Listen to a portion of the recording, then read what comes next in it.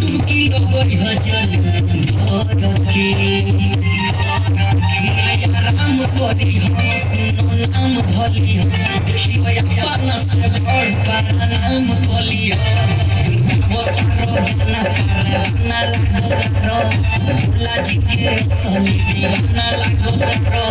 सबका से हट के